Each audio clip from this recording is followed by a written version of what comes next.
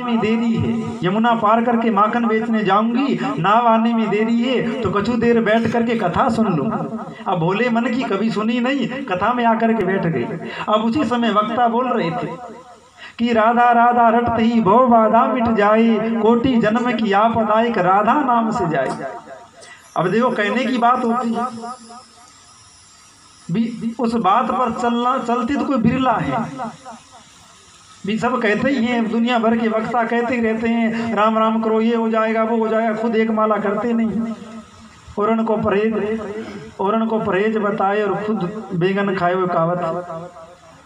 लेकिन भोले मन की कहने को कहते ही है कि राधा राधा रटती वो बाधा मिट जाए, पर वक्ता का तो काम कहना ही था, उसने कह दिया पर वो बात पकड़ गई। उसने दिमाग लगाया, भोली थी, सोचा मैं रोज यमुना पार करके जाती हूँ 2 आने नाव वालों को दे करके। महाराज जी कह रहे हैं कि राधा राधा रटने से भव सागर पार हो जाता है, यमुना तो छोटी सी नदी है, क्यों 2 आने दूं नाव वाले को, राधा राधा रट करके सीधी चली जाऊं।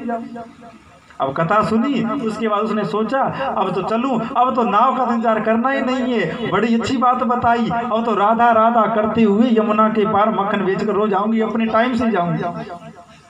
अब गई। अब देखिए श्रद्धा विश्वास से चमत्कार होते हैं। लोग कह देते हैं कि कथा भागवत में और सिद्ध संतों के जीवन में बड़ी बड़ी दिव्य घटनाएं घटती है, पर हम तो देखते नहीं है, हमारे जीवन में घटती नहीं है ना, विमान देख रहे हैं, क्योंकि श्रद्धा की कमी है, विश्वास की कमी है। अन्यथा आज भी कृष्ण प्रकट है, आज भी अनेक दिव्य संत यहाँ घूमते रहते हैं।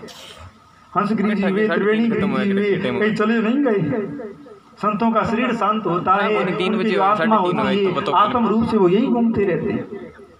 आया कौन थे तो यमुना पर जैसी मटका सर पर धारण करके और चलने लगी। अब श्रद्धा विश्वास पूर्ण था, डरी नहीं कि क्या पता सत्य हो कि नहीं हो, कोई पानी में डूब नहीं जाऊं। राधा राधा रटते हुए उसका विश्वास देखिए, जैसे हम और आप धरती पर चलते हैं वैसे पानी पर चलते हुए यमुना उस पार उतर गई।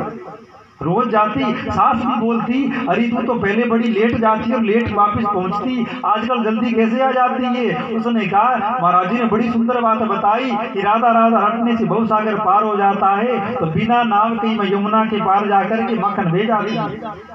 अब एक दिन वही मक्खन बेचने जा रही थी, जो पंडित जी कथा कह रहे थे वही पहुंच गए।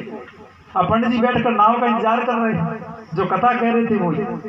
अब बाकी समझ में नहीं आई, ने पहले तो प्रणाम करी कि या की वजह से रोज 2 आने बच रहे हैं, रोज 2 आने बच रहे हैं, तो पहले तो प्रणाम करी। बाद में बोली पंडित जी आप कथा बड़ी सुंदर सुनाते हो, नेक मेरे साथ ही चलो यमुना पार करते हैं, एक आध कोई ठाकुर की कथा सुना दे। अब महाराज को समझ में नहीं आया, वो तो कथा की बात ही बोल दी, सो बोल दी। कौन उस बात पर वो चिंतन करे और मनन करे। बोले तो क्या कह रही है, नाव तो आने दे फिर चलेंगे। बोले थोड़ी दूर तो जाना है, क्या नाव का इंतजार करना। आप ही ने तो कहा कि राधा राधा रटती भव बाधा मिट जाए, ये तो भव सागर तो बहुत बड़ा होता है, ये तो नदी है छोटी।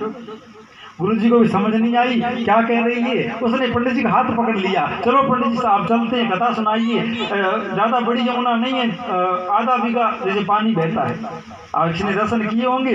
अब पंडित जी धोती संभाल रहे हैं कि कहीं पानी में गिर नहीं जाऊं, पर क्या देखते हैं कि जैसे धरती पर चलते हैं वैसी गोपी चलती जा रही है और पीछे पीछे पंडित चलते जा रहे हैं। बड़ा आश्चर्य हुआ, पर बाद में पंडित जी को ज्ञान हुआ कि श्रद्धा विश्वास से कुछ भी संभव हो सकता है। हम आज कहते हैं कि आज भैया आपको भगवान मिलेंगे और यही पंडाल में प्रकट होंगे, पर अगर आपको विश्वास हो जाए और श्रद्धा हो जाए तो सत्य मानिए ठाकुर जी को प्रकट होना पड़ेगा। और होना क्या पड़ेगा, वो यहीं बैठे हुए हैं। हरि व्यापक सर्वत्र सर्वत्र समाना, ठाकुर जी तो कहीं भी राज्य है, जहाँ प्रकट कर लो। जैसे दूध में कण कण में मक्खन रहता है, घी रहता है, उसी तरह परमात्मा कण कण में रहता है। पर श्रद्धा की कमी, विश्वास की कमी। अन्यथा भैया परीक्षित ने एक ही कथा सुनी थी, श्राप लगा और गंगा किनारे जाकर बैठ गए, सूर्य जी पधारे और कथा सुनाई, एक कथा से कर गए। और 6-7 तो हमने सुनाई दी नहीं आपको, 8वीं अभी हो ही रही है, आगे भी जिंदा रहोगे तब तक कब तक सुनते रहोगे। एक बाबा मिला, महाराज मैंने 108 भागवत सुन ली। अच्छा भैया 108 सुन ली, अच्छा तो तू क्या धुंधकारी से भी बड़ा भूत है। धुंधकारी एक भागवत से ही तर गया और तो 108 सुन करके भी नहीं तर, क्योंकि श्रद्धा और विश्वास की कमी है।